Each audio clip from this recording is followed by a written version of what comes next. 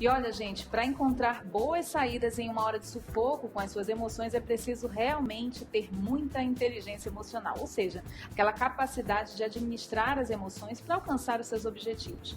E para falar sobre esse assunto, a gente recebe uma Master Coach, Margarida, que está aqui comigo, que vai falar um pouquinho também sobre o trabalho que ela desenvolve na Febracid, não é isso? Isso. Seja bem-vinda a conhecer e aprender. Obrigada, Márcia. Então, Margarida, a gente entende que o trabalho de um coaching é algo muito complexo, né? Não é uma coisa tão simples. Eu queria que você só resumisse e relatasse para os nossos telespectadores o que faz um coach. Um coach, na verdade, como o próprio nome já diz, é um treinador e ele trabalha com as pessoas de uma forma que elas alcancem o alto desempenho, que as pessoas tanto falam sobre alta performance. Então, o que é alta performance? É um alto desempenho em tudo que elas forem fazer.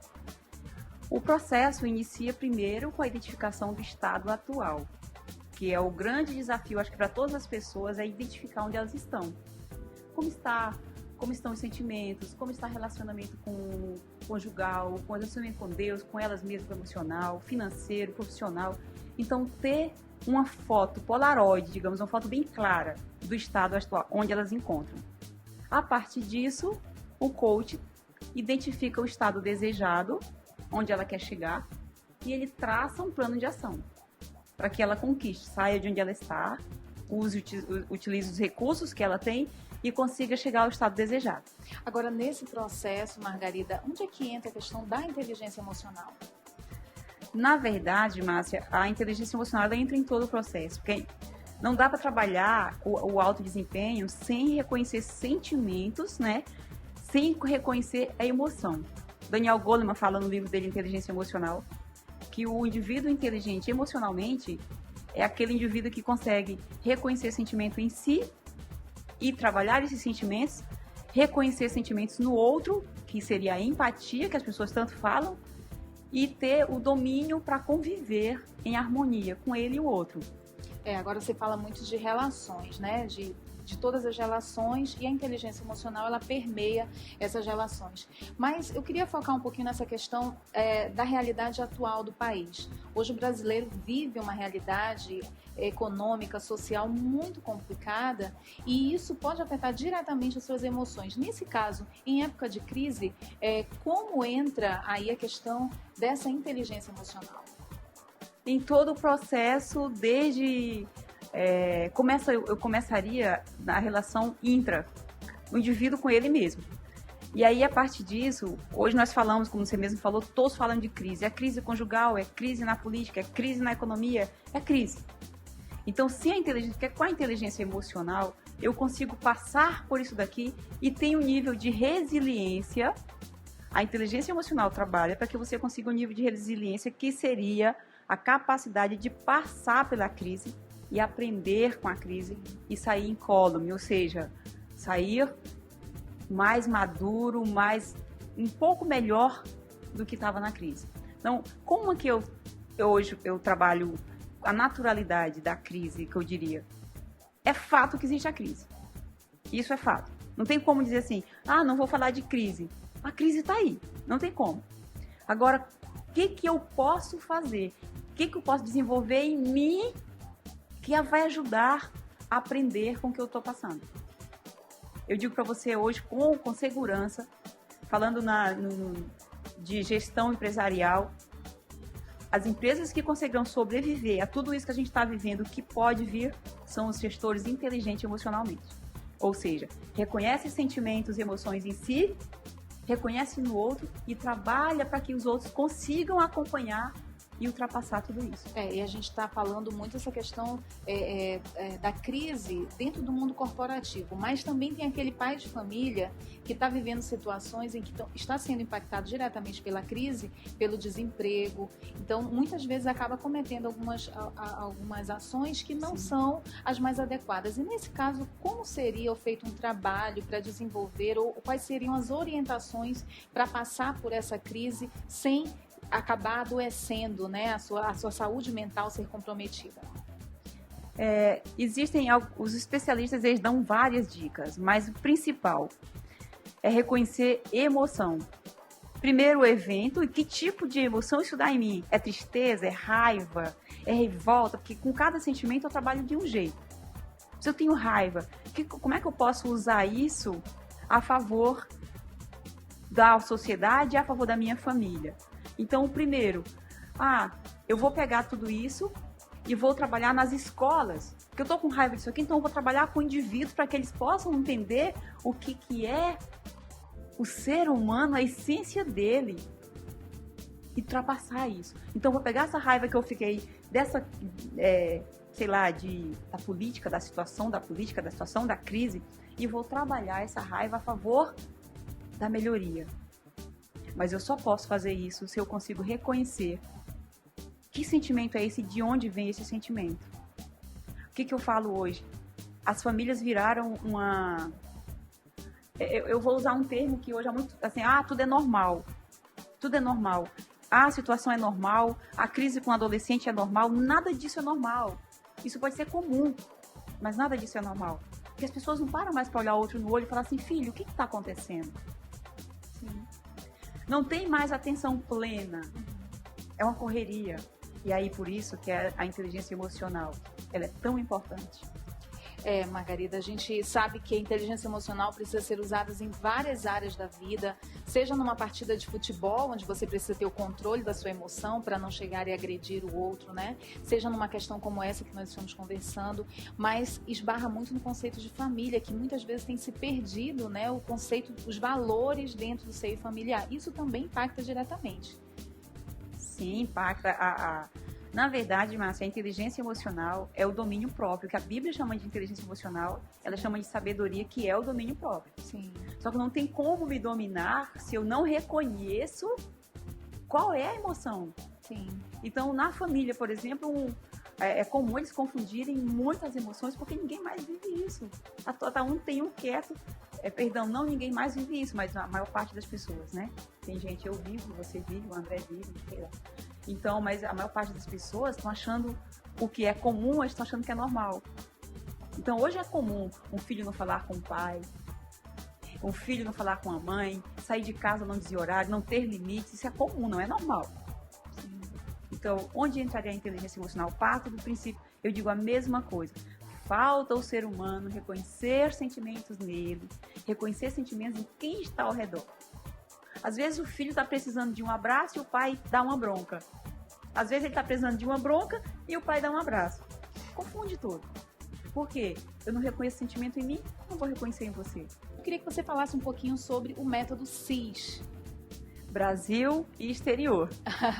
Hoje nós já estamos nós temos sede, a FebraCIS tem sede em Orlando, na Flórida, e a formação em Coach Integral Sistêmico já acontece em Tampa, agora vai estar acontecendo em Nova York, já temos núcleo implantando em Boston, já fizemos formação no Japão, então assim, o céu nem é o limite. Então CIS é Coach Integral Sistêmico. Então o Coach, como eu já havia falado no bloco anterior, estado atual, estado desejado e plano de ação. Uhum. E o coach integral sistêmico, ele é uma evolução do coach tradicional.